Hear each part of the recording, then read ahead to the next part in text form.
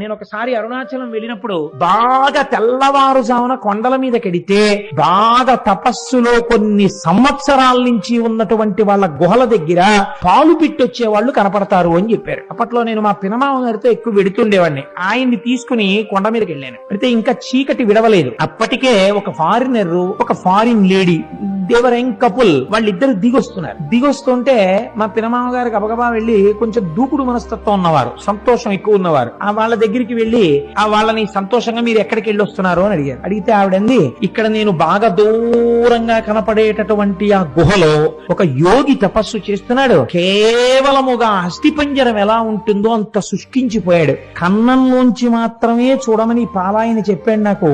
నేను కన్నంలోంచి చూశాను, కానీ నాకు ఆయన శరీరంలోంచి కొన్ని వేల వోల్ట్ల బల్బు వెలుగుతున్నట్లు కాంతితో నాకు దర్శనమైంది. ఇతను అక్కడ పాల కుండ ఒకటి పెట్టి వస్తుంటాడు ఒక పిడతతోటి. మరునాడు వెళ్లేటప్పటికి తాగి ఖాళీ పిడత ఉంటుంది, తాగకపోతే ఇంకొక పాల పిడత పెట్టి వచ్చేస్తుంటాడు. అటువంటి తపశ్శక్తితో ఉన్న మహాపురుషుణ్ణి చూశాను అంది ఆవిడ. అంటే మా పినమామ గారు ఆవిడికి వెరీ గ్లాడ్ మా దేశం వచ్చి మీరు ఇటువంటి చూశారు అని ఇలా షేక్ హ్యాండ్ ఇచ్చారు. అంటే ఆవిడ షేక్ హ్యాండ్ ఇవ్వకుండా ఇలా నమస్కారం చేసింది.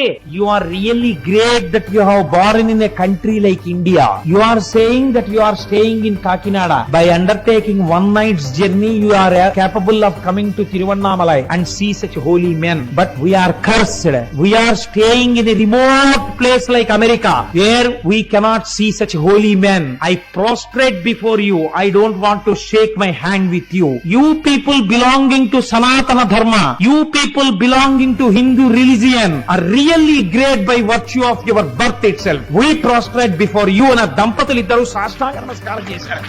కేవలం సనాతన ధర్మంలో మనం పుట్టినందుకు, పుట్టలేకపోయామని ఏడ్చి వాళ్ళు సాష్టాంగ నమస్కారం చేశారు. ఇటువంటి అమృత భాండం, ఇటువంటి ఐశ్వర్యవంతమైన ఇంట పుట్టి అడుక్కు తిన్నవాడు ఎంతటి అయోగ్యుడో, ఇటువంటి సనాతన ధర్మంలో పుట్టి దీని మీద విలితి ప్రసంగాలు చేసేవాళ్ళు అంతటి అవివేకులు.